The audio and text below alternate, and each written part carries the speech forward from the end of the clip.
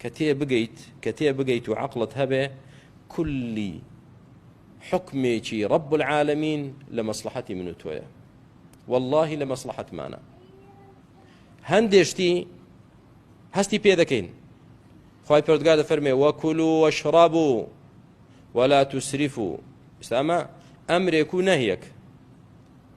ئەمرەکە بخۆن و بخۆنەوە. ئەرێ موسڵمانان بخۆین و بخۆینەوە پەروەردگار وای پێوتوین لە مەسلحەتمانە نان بخۆینەوە ئاو بخۆینەوە یا زەرەرمانە.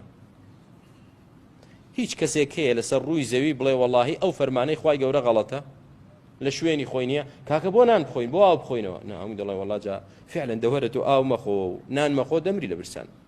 دەڵێن بەڕاستی تەواوە.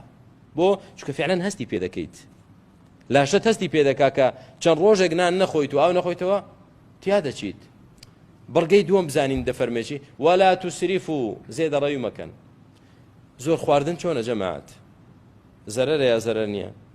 هەستمان پێ کردو زۆر خواردن زەرەرە، لە سنووری خۆت لە پێویستی خۆت زیاتر خۆی زەرەرە. ئێستا ئەمە چونکە پەیوەندی بە خواردن و خواردنەوەیە هەمومان دەڵێن بەڕاستی لە شوێنی خۆیەتی، بەڵام حکمەکانی تر بڕیارەکانی تری پەروەردگار چونکە خواردن و خواردنەوە نییە کەسێکی متەفەرچب لێمان ڕاست دەبێتەوە جا کاکە چیڵێ ئەمە باشە لە مەسلحەتی ئێمەیە. بەڵێ چۆن خواردن و خواردنەوە لە مەسلحەتی تۆیە بیکەی هەموو فەرمانەکانی تریش بە هەمان شێوە لە مەسلحەتی تۆن بیکەیت. بەڵام ئینسانی عاقڵ شتە نادیارەکان قیاس دەکاتە سەر شتە دیارەکان.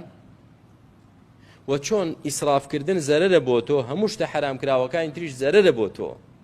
ئەگەر تێبگەیت تێژ نەگەی چی لێ بکەیت؟ مشکلەی خۆتە.